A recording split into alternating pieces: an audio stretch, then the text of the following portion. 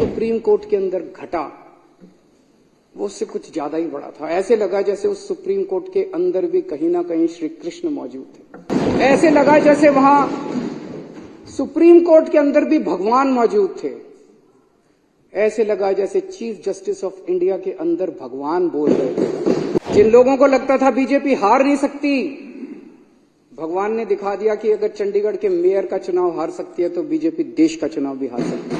जो लोग द्रौपदी का चीर हरण करने आए थे, जो लोग भारतीय जनतंत्र का चीर हरण करने आए थे, भगवान श्री कृष्ण ने उनको पूरे देश के सामने उनका चीर हरण करके छोड़ा। 30 जनवरी को चंडीगढ़ में मेयर का चुनाव हुआ। सुबह वोटिंग पड़ी। वोटिंग पढ़ने के बाद एक प्रिजाइडिंग ऑफिसर था, पीठासीन अधिकारी अनिल मसीह, इन्हीं का आदमी था। अनिल मसीह तो मोहरा है, पीछे तो वो हैं, उन्हीं का आदमी था। उस दिन इन लोगों ने तय किया कि आज उस हॉल के अंदर द्रौपदी का चीर हरण करेंगे। उन लोगों ने, इन कौरवों ने तय किया कि आज हम जनतंत्र का, भारतीय जनतंत्र का चीर हरण करेंगे। पूरी प्लानिंग करके आए थे। उसने तय किया कि मैं असली वोटों के ऊपर उनको ठप्पे मार मार के, डिफेस कर करके उनको इनवैलिड घोषित कर दूंगा और हारे हुए को जिता दूंगा। अब वहां पे श्री कृष्ण जी पहुंच गए द्रौपदी का चीर हरण रोकने के लिए। उस कमरे में दिखाई नहीं दिए किसी को, दृश्य थे, लेकिन थे वहां पे। आप लोगों ने अगर वीडियो में देखा हो, वीडियो में वहां जितने बीजेपी वाले मौजूद थे सारे कह रहे हैं कैमरे ऑफ करो, कैमरे। देखे आपने वीडियो? सारे चिल्ला रहे हैं कैमरे ऑफ करो, कैमरे ऑफ करो।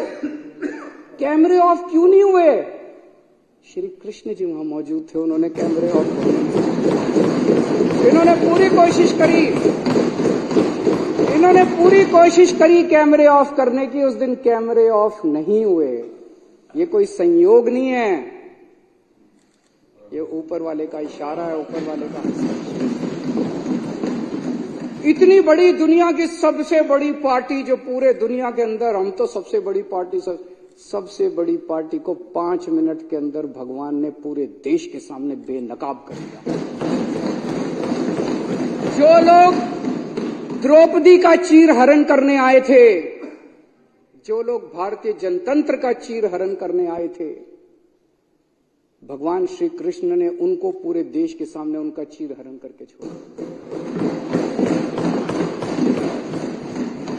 और अध्यक्ष महोदय, उसके बाद की जो घटनाक्रम है, जिस तरह से सुप्रीम कोर्ट के अंदर ये मामला चला, हम लोग अदालतों को मंदिर की तरह मानते हैं।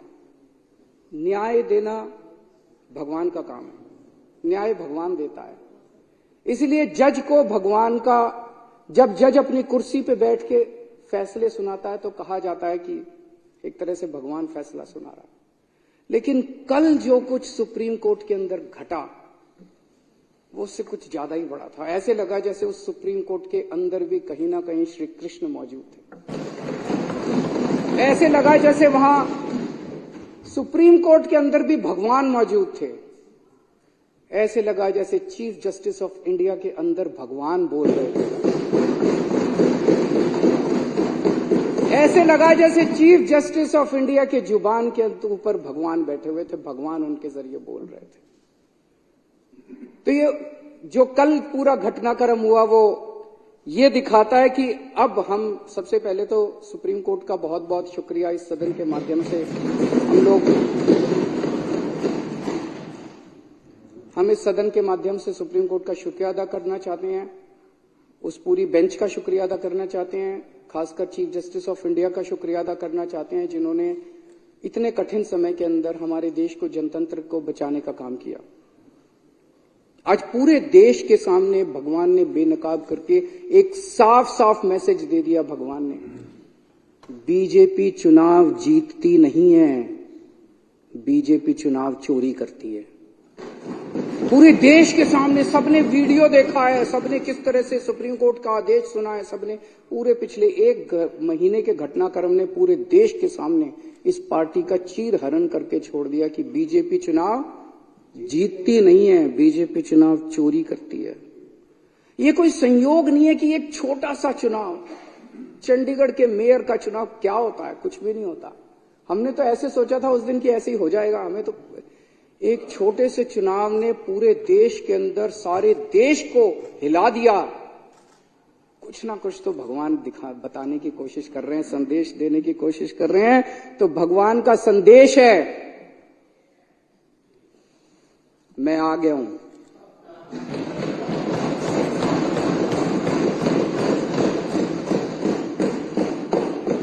बीजेपी पाप कर रही है, बीजेपी अधर्म कर रही है।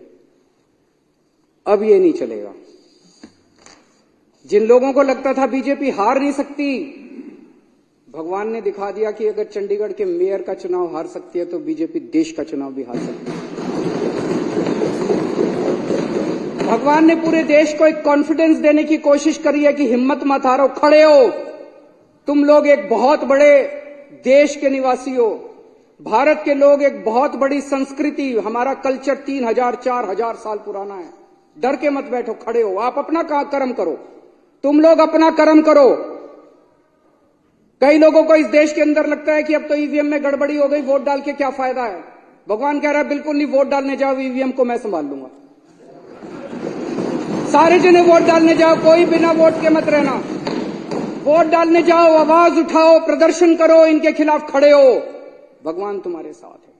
जैसे भगवान ने इनको बेनकाब किया चंडीगढ़ के चुनाव में, भगवान आने वाले समय में भी इनको बेनकाब करेगा और सत्य का साथ देगा।